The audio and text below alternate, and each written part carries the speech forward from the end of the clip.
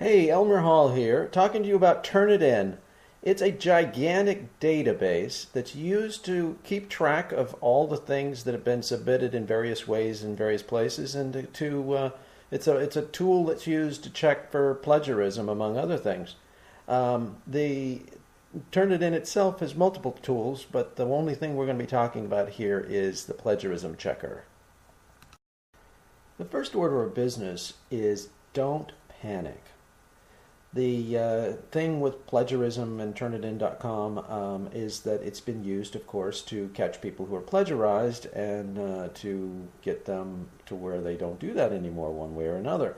So you just use it as a tool, though, and let it help you guide through doing good practices and avoid any bad practices. And it's just basically a nice little tool, so you should put it into your bag of tricks and start to use it well and wisely.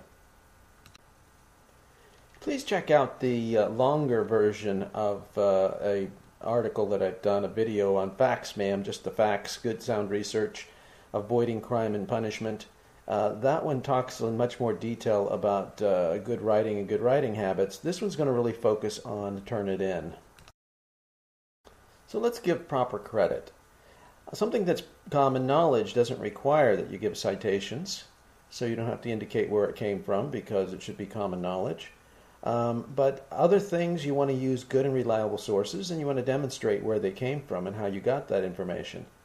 Anything that's in a paper that does not indicate where it came from, that came from someplace else, must by its very nature be yours. So anything that's included that basically requires you as an expert does basically have the precondition that you indicate that you have some knowledge or some expertise. Otherwise, it doesn't make any sense to put it into an article or a paper. Also, if you haven't given credit, then you may be violating things like copyright. Of course, you may be plagiarizing, but copyright, you may be subject to various types of penalties, including civil penalties for using something without designating the copyright. Lots of ethical issues, of course, including plagiarism issues that we're really focusing on here. Simply following a very common writing style, with APA being one of the most common, simply following that style basically results in you avoiding any of the issues that might arise.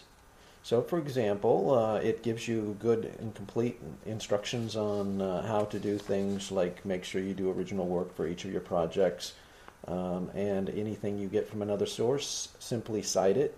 That would be in quotes, cite it in quotes with being specific to the page number where it came from, or rewrite it. And again, even if you do rewrite it, you still need to indicate where the facts came from. So give good, clear indication of where things came from, and that's basically all you have to do. There's lots of sample documents everywhere, including some pages in the APA manual. Just go to them, and that's how you can get good, quick examples of how to do things and do them correctly.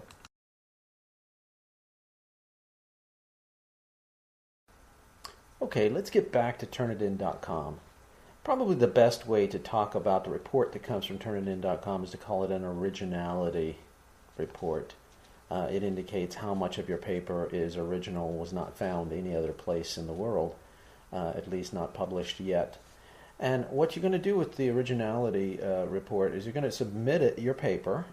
It may happen automatic. It depends on your university how this is submitted. And then you wait a while, sometimes as quickly as 15 minutes, but sometimes when it's really busy, much, much longer. And you're going to go back in, and however you get there, some universities have you log in to TurnItIn.com, the website. Many others have it much more automated. Anyhow, you come back, you open up the report that comes via TurnItIn.com, and then what you're going to do is look at it and see if there's any lots of color, anything that looks like it might require your attention. Of course, if you have quotes, you would expect them to be quoted. Not necessarily. This may be the first time it knows about it. But, of course, your references, if they're done very well, should show up if you have turned everything on. Now, the way I like to see it is I like to see the full report in the document view. So open up document view. I'd like to see the full report in document view that looks just like your paper in Word document. and then it will highlight and indicate with a number where it thinks it came from. Now, often it'll come from some student someplace. In fact, that's not really the original source of almost anything. It typically is, that's the only place it finds out about it, because many things are not naturally available to TurnItIn.com. Websites, yes, but many articles are not available, many books are not directly available to TurnItIn.com. When a student quotes it, then it will then be part of the repository. Either way, if you're putting it in your paper and it shows up from some other source, then you are almost certainly not the original author of that particular concept or thought. So you're looking at the things where there's lots of color. If you turn everything on, so go into Document View, set the filters, toggle them off, then allow that. When you go into that report, then you should be able to see things.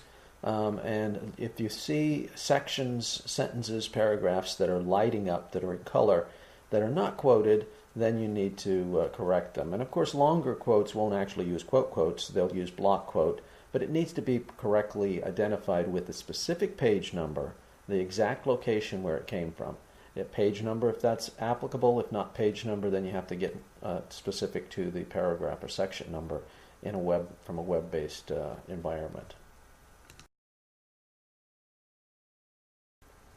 I've created a sample document, and you'll see it here with a huge amount of red showing up, and the next part will have the continuation of it. Notice that there's no citations yet, and it's not tab indented as if for a block quote that would be 40 characters or more.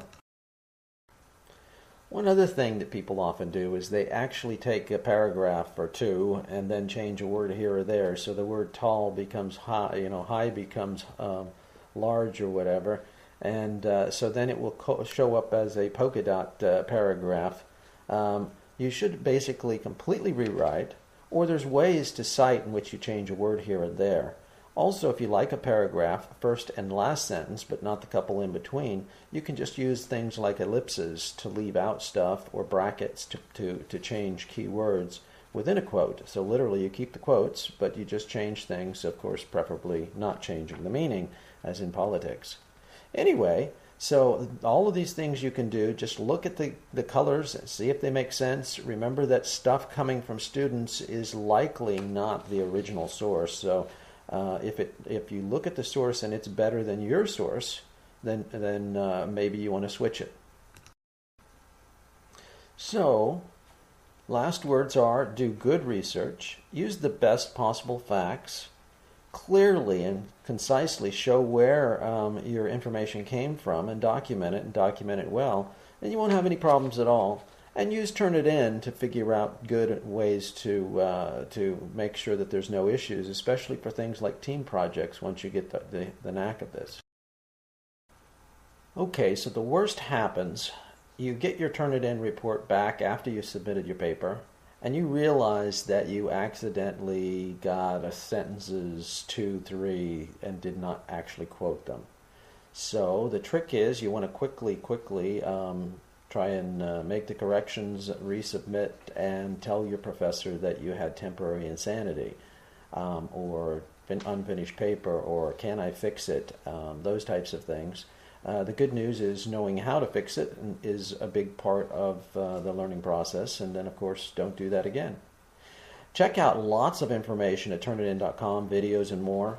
There's great writing information by Dr. Cheryl Lentz and Elmer Hall at tinyurl.com shared stuffs with a Z, shared stuffs, and you can find lots of information, including the PowerPoint, the sample document, and of course this video at shared stuff there. Good luck with all your writing, and write well. Avoid any type of conflicts by not doing it correctly.